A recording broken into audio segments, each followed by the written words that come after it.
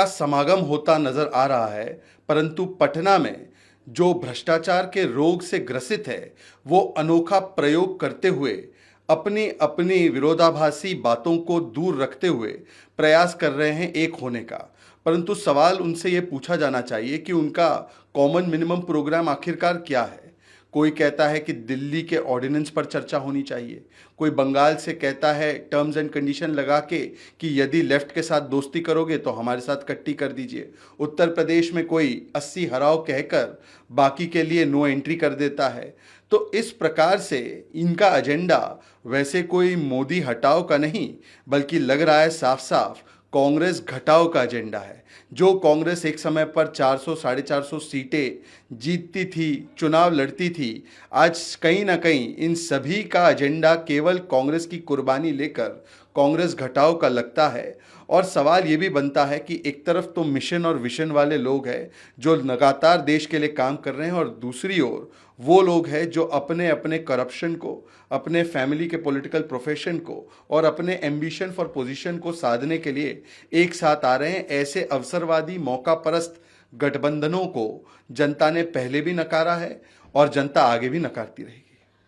हालांकि ये एनसीपी का आंतरिक मामला है और उन्हीं को बताना चाहिए कि जो लोग विपक्ष को एक करने का बेड़ा उठाने का बड़ा प्रयास कर रहे हैं वो अपने परिवार को और अपने पार्टी को एक नहीं रख पा रहे हैं।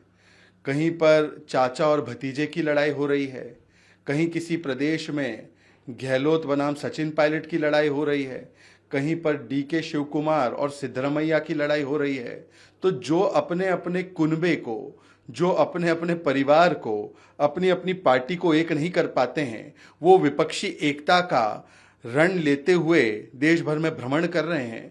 और विपक्षी एकता का ये जो पुल है, अमूमन बिहार में पुल कैसे बनने से पहले जल समाधि लेता है हमने देखा है, भ्रष्टाचार का वो पुल है। परंतु विपक्षी एकता का पुल भी कैसे जल समाधि ले रहा है।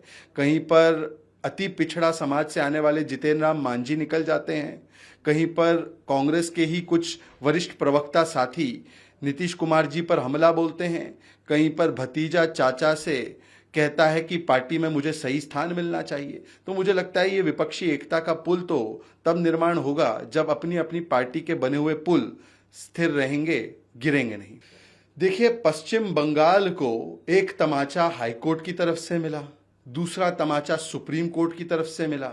जिस प्रकार से राजनीतिक हिंसा, पॉलिटिकल वायलेंस का वहां पर संस्थागतीकरण हो रहा है, वहां पर जिस प्रकार से उसका इंस्टीट्यूशनलाइजेशन हो रहा है, जिस प्रकार से टीएमसी की सरकार वहां पर पंचायती चुनाव के समय पर संरक्षण दे रही है हिंसा करने वाले लोगों को, ताकि वहां पर चुनाव लोकतांत्रिक और संवैधानिक तरीके से न हो पाए।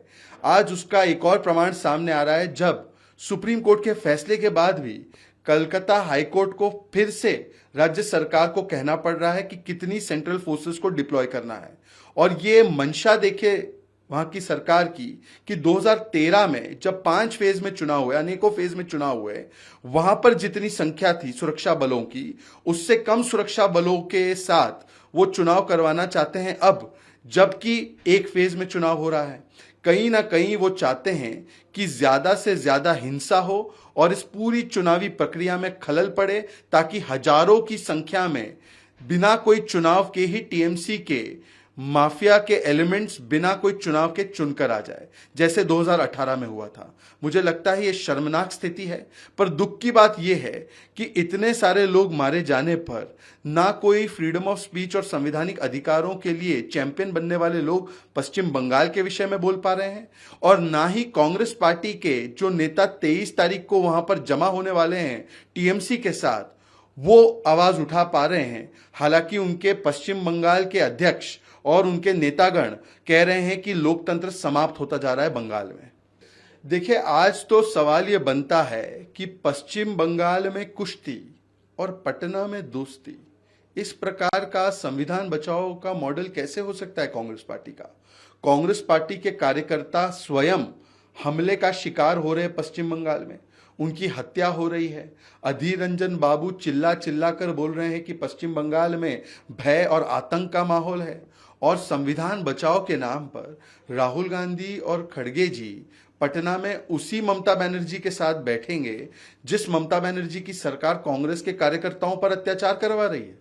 तो मुझे लगता है कि अवसरवाद और मौका परस्ती और दोहरे मापदंड का यदि कोई परिचय देखना है तो वो आज जो स्थितियां निर्माण हुई हैं बंगाल में और पटना में, उससे पता चलता है। आज कांग्रेस को बताना चाहिए कि जिन पर वो संविधान खत्म करने का आरोप बंगाल में लगाते हैं, उनके साथ मिलकर संविधान और देश बचाने की बातें पटना में कैसे कर सकते हैं।